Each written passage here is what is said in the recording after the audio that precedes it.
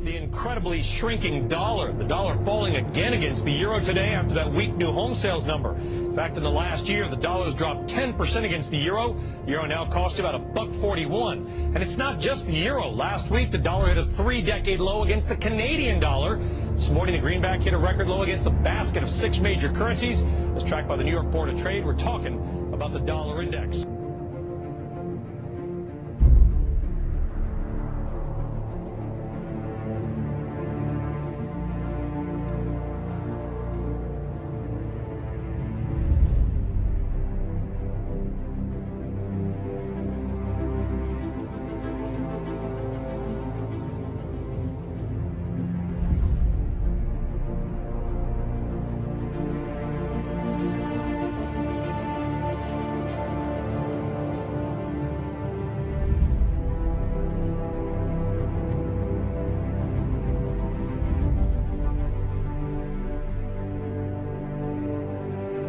There's a dollar crisis out there, and people's money is being stolen.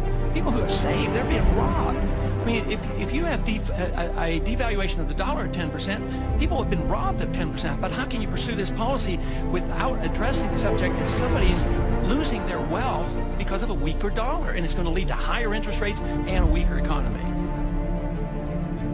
Congress, in essence, has ceded total control of the value of our money to a secretive central bank. Congress created the Federal Reserve, yet it had no constitutional authority to do so. But all these actions directed by the Federal Reserve alter the purchasing power of our money. And that purchasing power is always reduced. The dollar today is worth only 4 cents compared to the dollar that the Federal Reserve started with in 1913.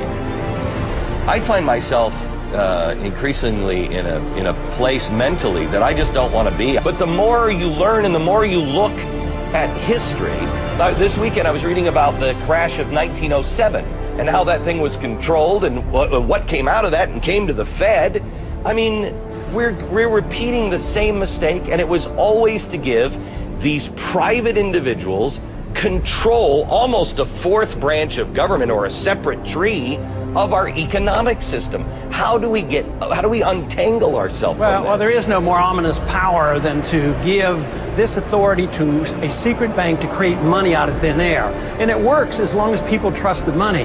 But if the money has no backing to it and is not convertible into anything, it eventually ends. And this is what we're witnessing, the beginning of the end of the dollar hegemony. It is going to end because the world is starting to reject it.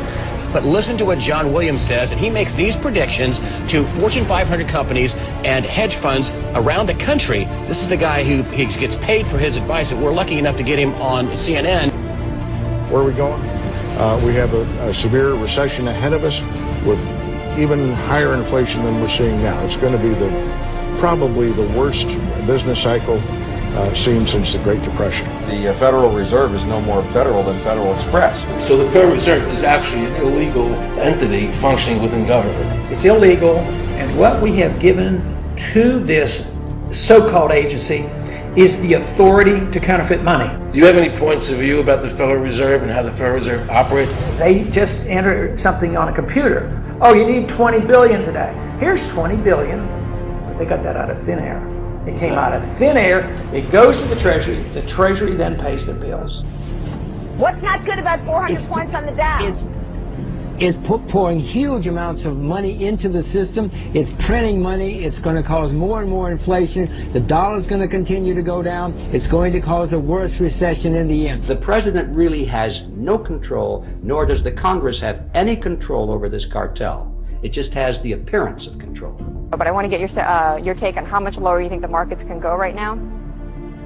We think that the markets can decline 50 or 60%. We hate to say something so somber, but this is not the time to be optimistic or pessimistic. It's time to be realistic.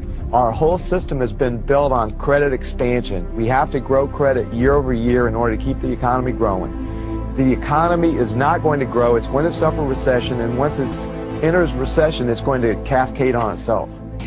How much money does the Federal Reserve have? I know they can run the printing presses forever, but that is not good for the world. Inflation is not good for the world. A collapsing currency is not good for the world. But The bad news this morning seemed to be irrelevant compared to yesterday's announcement of the most sweeping reform and regulation of the financial sector since the Great Depression. So if that is why the market is so happy, how long is that going to last? I mean, isn't this a little like rearranging the deck chairs in the Titanic? Isn't it already too late?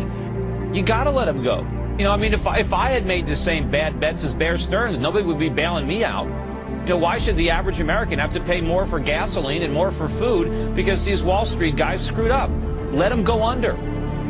This is the reality of the crisis in the U.S. economy.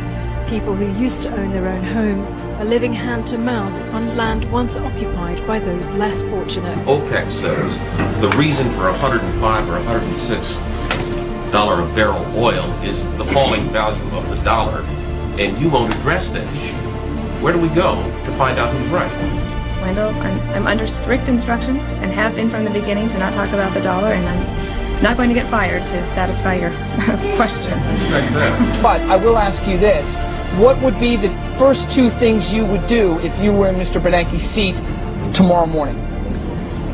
I would abolish the Federal Reserve and I would resign.